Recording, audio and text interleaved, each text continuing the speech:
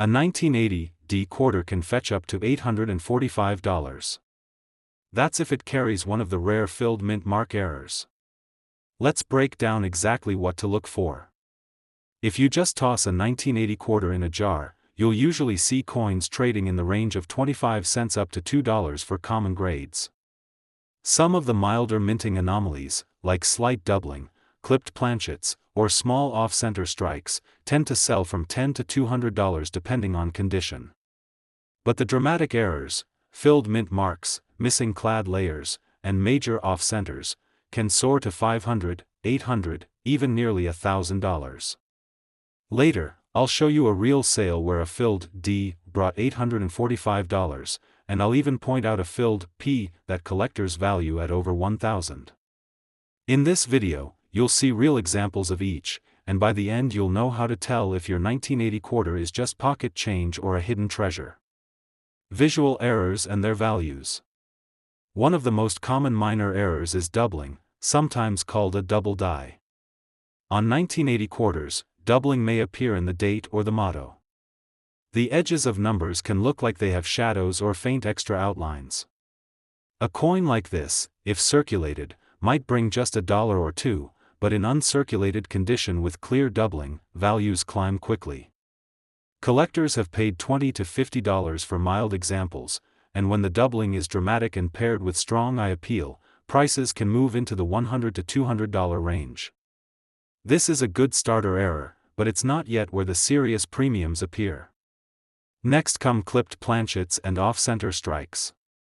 A clipped planchet looks like part of the quarter has been bitten off, leaving a curved blank space at the edge. An off-center strike shows part of the design missing because the blank wasn't aligned properly when struck. For a small clip or a 10% off-center strike, the value may be $15 to $30. But if the coin is dramatically misaligned, with perhaps half the design missing while the date is still visible, collectors can pay over $150. In some cases, extreme examples have topped $300. These are visually dramatic errors and popular among collectors, but they still aren't the most valuable 1980 quarters out there. That title belongs to filled mint mark errors, the crown jewel of this date. Normally, a 1980 quarter from Denver has a crisp D, while one from Philadelphia has a sharp P.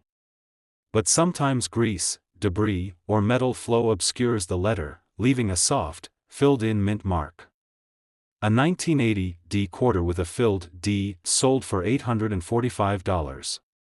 Another circulated example still brought $728. And on the Philadelphia side, filled P quarters have been listed for over $1,000, with more modest examples ranging between $100 and $400. Because this error is subtle yet rare, collectors compete for them. That's why the filled mint mark is the most talked about error of the 1980 quarter. Other anomalies include missing clad layers and lamination errors.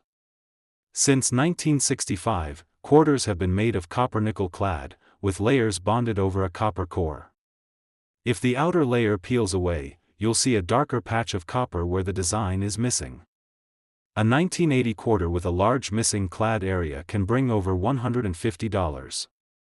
Die chips or cut errors, where a crack in the die leaves a raised blob, are more common. Small chips may sell for $10 to $20, while larger cuts on 1980 quarters have sold for $50 or more. But still, none of these beat the filled mint mark for headline value. Historical context. Why were errors showing up in 1980? Several reasons come together. First, the mint was under pressure to produce huge quantities. Demand for circulating quarters was high, and presses ran at full speed. Heavy use meant dies wore out quickly, creating stress and small malfunctions. Second, grease and debris often built up in dies, especially in small recesses like mint marks. When clogged, these areas didn't strike clearly, leading to the filled P or D. Third, planchet preparation wasn't always flawless. Blanks could be miscut or laminated improperly, causing clips or missing layers. And finally, striking pressure and metal flow in high-speed production could distort fine details. All of these factors created a perfect storm for the kind of errors that now command high premiums. It's important to note, these coins have no silver value. The metal is only worth face value. Their value is entirely numismatic, based on rarity, condition, and collector demand. Real sales and market insights. Now let's look at real numbers. A filled D quarter sold for $845. That's 3,000 times face value. Another filled D example sold for $728, even in circulated condition. On the Philadelphia side, filled P errors have been listed for over 1,000, with raw examples often trading between $100 and $400. Off-center errors also bring strong premiums. Mild examples sell for $15 to $30. But dramatic half-off strikes, especially when the date is fully visible, have sold for over $150. Clipped planchets can bring similar amounts, often $50 to $300 depending on size and placement. Double die errors vary widely. Modest doubling might be worth $10 to $20. Strong, bold doubling in higher grades has sold for $100 to $200 or more. Missing clad layers are eye-catching and can bring over $150. And die chips or cuds, while often minor, can still add $10 to $50 to a coin's value. But time and again, the filled mint mark takes top honors. If you spot one, it's worth the effort to authenticate. Here are a few tips for selling or collecting. Always compare carefully before assuming you found a rare error. Many ordinary strikes look mushy from circulation, not from a mint error. Get second opinions from coin forums or trusted dealers. And when in doubt, have the coin graded by PCGS, NGC, or ANAX. A slabbed error carries far more confidence in the marketplace.